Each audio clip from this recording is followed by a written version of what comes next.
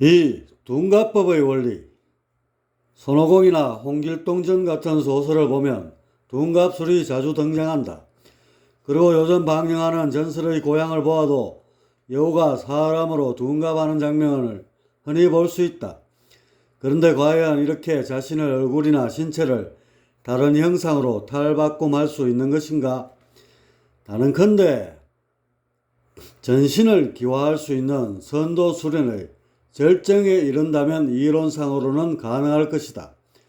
더 이상 물질의 장벽에 구애받지 않고 자유로이 몸을 기화시킬 수 있다면 다른 형상으로 바꾸는 것도 그리 어렵지 않을 것이다. 그러나 이런 경우는 불보살의 경지라면 모를까 일반적인 도인이나 선신들로서는 불가능하다. 하물며 3, 4천의 귀신 신명들이야 말할 필요도 없다. 그런데 보통 도인이나 선신들 사이에서도 둔갑을 쓰는 경우가 적지 않다. 이것이 일반적으로 말하는 둔갑술로서 기화선이나 불보살님들이 하는 둔갑과는 사뭇 다르다. 다시 말해 일반적 둔갑은 자신의 모습을 바꾸는 것이 아닌 타인의 보는 눈을 바꾸는 것이다. 이와 같은 예를 들어보자. 몇 년 전에 선도술을 하는 40대의 중년 남자가 있었다. 몸은 비대하고 얼굴은 못생겨 아직까지 장가를 못 간 형편이었다. 그렇다고 경제적으로 여유가 있는 것도 아니었다. 그런데 하루는 남불한 듯 26살 먹은 어여쁜 처녀와 장가를 든 것이 아닌가. 그 중년 남자를 아는 주위의 모든 사람들은 의아해하지 않을 수 없었다.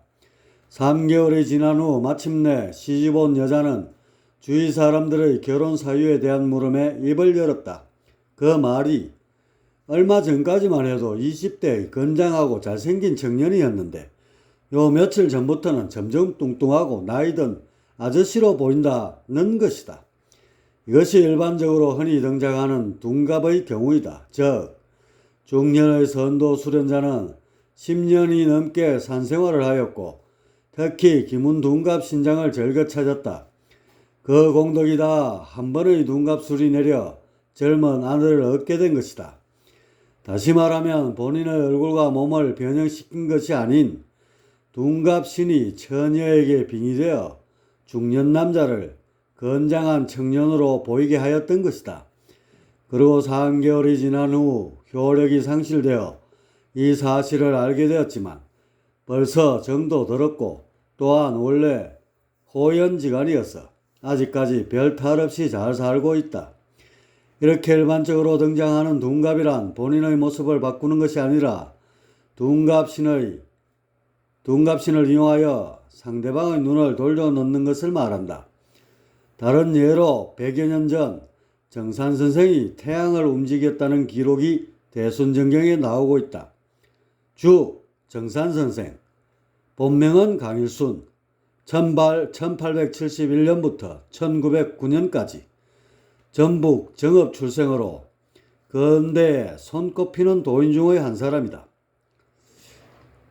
여러 제자가 분명히 목격하였다고 전하고 있는데 만일 이것이 사실이라면 기행이적치고는 사상 최고가 될 것이다. 태양이 몇 분간 정지하였다가 다시 빨라져 제 궤도로 돌아갔다는 것은 곧 지구가 몇 분간 정지하였다는 것을 말한다. 지구의 속도가 실로 얼마인가? 엄청나게 빠른 속도로 질주하는 지구가 0.000001초만 정지하였다고 하여도 세상은 그야말로 불바다가 되었을 것이다. 정산선생의 기행도 일종의 둔갑이다.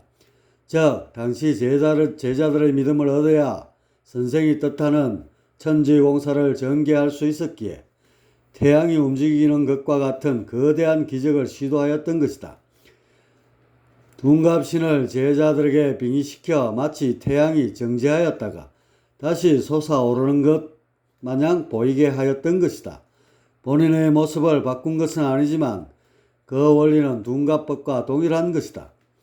요컨대 일반적인 둔갑법은 신을 이용하여 상대의 눈을 돌려놓는 것으로 주로 기문둔갑 신장 계열의 신들이 주관하고 있다.